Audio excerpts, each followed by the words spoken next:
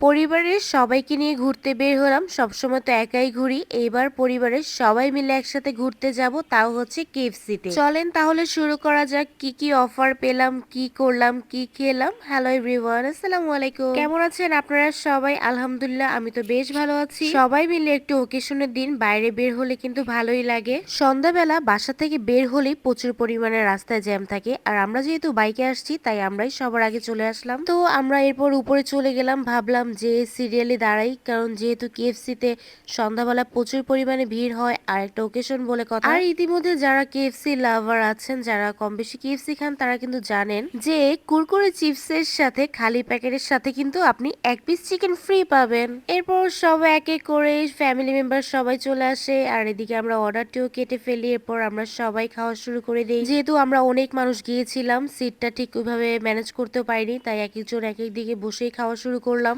আর আগে দেখা যেত কি, যে কোনো অফারের সাথে আপনি কুরকুরে চিপসের প্যাকেটটা দিলে আপনাকে একটা চিকেন দিবে, কিন্তু এবার নিয়মটা পুরো ভিন্ন। এবার কিন্তু অফারের সাথে আপনি আরেকটা সেম অফার কখনোই পাবেন না। এবার আপনাকে সিঙ্গেল যে কোনো চিকেন ফ্রাই অর্ডার করতে হবে, এরপর আপনি সাথে একটি প্যাকেট দিলে একটি চিকেন ফ্রি পাবেন। এদিকে আমাদের খাওয়া দাওয়া প্রায় শেষ, আর এদিকে কিন্তু আমার বোনরা আসছে। তারা যেহেতু আসতে অনেক বেশি লেট করছে, রাস্তায় জ্যাম ছিল।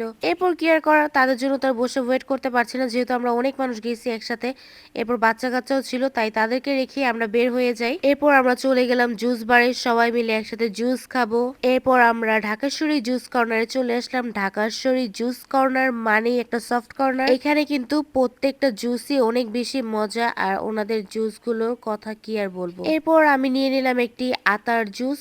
আমি বেশিরভাগ সময় তাদের এখান থেকে জামের জুসটা বা অ্যাভোকাডো বা স্ট্রবেরি এই ধরনের জুসগুলো বেশি পছন্দ করতাম। তো এর আগেরবার দেখলাম আপনার ভাইয়া আতার জুসটা খেয়েছে, আমার কাছে বেশ ভালো লেগেছে, তাই আমিও এবার আতার জুসটা ট্রাই করলাম। খাওয়া দাওয়া শেষ করে সবাই মিলে বাসার উদ্দেশ্যে রওনা দিব। এখানে বাচ্চারা তো বেশ খুশি, আর আমার বোনেরা কিন্তু জুস খায়নি, তারা বাসায় চলে গেছে। তো বাসায় এসে দেখি তারা আইসক্রিম নিয়ে আসছে আর আমার জন্য ওয়েট করছে, আমি আসবো তারপর একসাথে খাবে। আরে এই ভালোবাসাটা যুগ যুগান্তর ধরে থাকুক।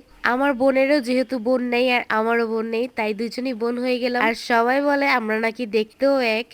যাই হোক, ঠান্ডার মধ্যে কিন্তু আইসক্রিম খেতে ভালোই লাগে, আর এই আইসক্রিমটা বেশ ট্রেন্ডিং এ চলছে। ভিডিওটি ভালো লাগলে বেশি বেশি লাইক কমেন্ট শেয়ার করে দিবেন। আল্লাহ হাফেজ।